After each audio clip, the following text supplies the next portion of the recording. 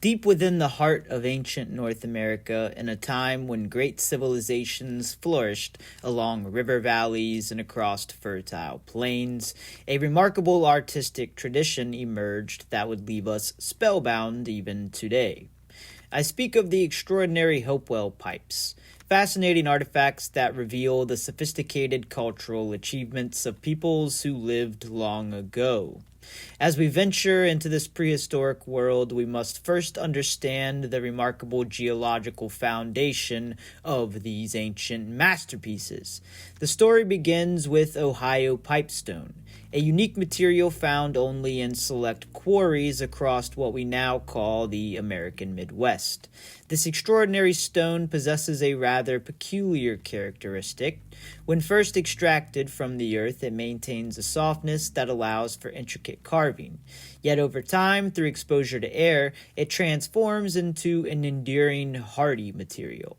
Nature, in her infinite wisdom, provided these ancient artisans with the perfect medium for their craft. The quarrying process itself was no simple task. These ancient craftspeople developed sophisticated methods of extracting the stone, and they carefully selected pieces with the proper composition and colors that they would want. They would have worked in groups, more than likely, using stone tools to carefully extract blocks of this precious material, much as we see traditional craftspeople today doing in various parts of the world today. Now, what makes these pipes truly extraordinary is their distinctive platform design. Imagine, if you will, a flat rectangular base, rather like a small tablet of some kind, typically measuring between 15 and 20 centimeters high. From one end rises a small bowl, meticulously hollowed out to hold sacred smoking materials, while from the other end extends a delicate stem. But it's what stands atop these platforms that truly captures our imagination today. The animal sculptures that crown these ancient pipes displays a level of naturalistic detail that would rival many modern works. Here we find different animal effigies, things like hawks caught in mid-flight, with their wings spread wide, each feather delicately rendered. And there are bears with their muscular forms perfectly captured as well in stone, some standing vigilant, others caught in the act of doing things like fishing. And there are also effigies of wolves, beaver, frogs. There are even human effigy pipes as well, such as the Adena pipe, which is built, I guess, by the predecessors, if you will, of the Hopewell people. And when the Hopewell people came into fruition, essentially the craftsmanship began to skyrocket. The amount of artifacts around this time of when the Hopewell were becoming in power skyrocketed. There were much more intricate pipes and different artifacts that were found. And I'm of firm belief that the Adena and the Hopewell people are essentially the same people. The only reason we differentiate the two is, well, for a multitude of reasons. But nonetheless, the technical achievement that these pipes represent really cannot be overstated, because they were using only stone tools to make these things. These master craftspeople would have managed to drill perfectly aligned holes through both the bowl and the stem, which would have been a feat that would challenge even modern artisans today with their modern tools. The drilling process would have required immense patience and skill, as one wrong move would entirely split the stone and destroy weeks, even months, possibly even years if they were working on multiple projects at once. And it would destroy them once, If the stone broke, yeah, that was it. There's probably no really repairing that, right? Now, recent archaeological analysis has revealed fascinating details about how these pipes were used. Residue studies show evidence of various smoking materials, including different kinds of tobacco, but also other indigenous plants with potential ceremonial or potentially medicinal properties. The patterns of wear on the pipes suggest that they were used very regularly, not just on special occasions through there's some sort of ceremonial significance, but there was probably a role of the pipe in these ceremonies, or smoking some sort of substance in these ceremonies.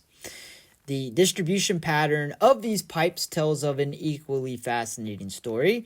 We find them scattered across eastern North America, often hundreds of kilometers from their point of origin. And when I say point of origin, of course, the stone of which they were crafted from or quarried from.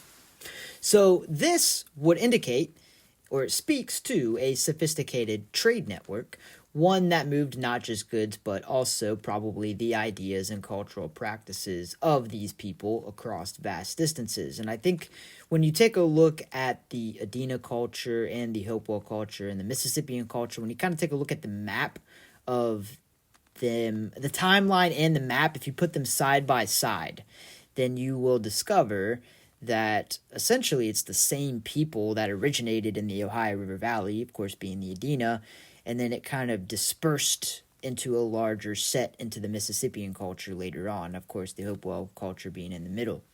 Now, when it comes to the pipes, the particularly intriguing part, or one particularly intriguing part of this, is the discovery of these pipes and what archaeologists would probably deem some sort of great deposit within these burial mounds, or a great catch, if you will. These carefully arranged collections of these pipes, often containing dozens of pipes, or even multiple dozens, right? Many of these pipes were deliberately broken before burial. And this is the most interesting aspect of this. This ritual destruction suggests a complex belief system surrounding these objects, these pipes. They weren't simply precious possessions, but potentially powerful symbols that needed to be ritually, quote-unquote, killed, I guess, before their burial, or sent to the afterlife with them in some way. The repair marks found on many pipes also tells another story, and these weren't just disposable items. When they were damaged, they were also carefully mended sometimes. So that also adds to the fact that these broken pipes were probably ritually destroyed, because they would repair them if they could, sometimes multiple times over. The symbolic significance also of different animals depicted on these pipes offers us potentially a ancient, or a modern glimpse into an ancient religion and the Hopewell spiritual beliefs and the Mound Builder spiritual beliefs, ancient Native American spiritual beliefs. Different eagles and hawks, creatures of the sky, may have represented connections to celestial powers, higher beings. Bears and wolves, powerful predators, might have symbolized strength, leadership, and other qualities like this. Water birds, creatures that move between water, land, and air, probably would have represented spiritual transformation or the ability to move between different realms of existence. You could also potentially use the same analogy with things like frogs and beaver. Although they can't fly, the fact that they would have been amphibious as well as terrestrial would have likely played some sort of symbolic reference and some sort of transformational reference.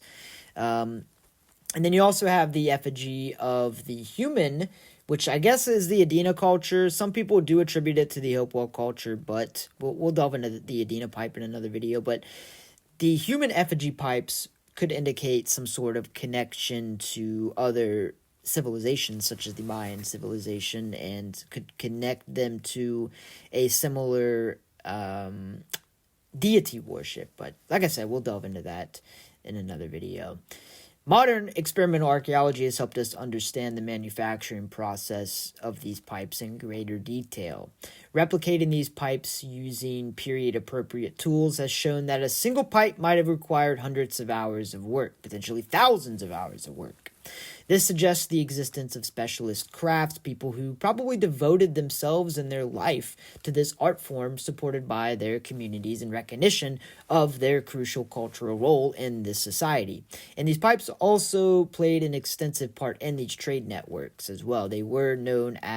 Some of these were known as trade pipes. They would trade them with other people for other things.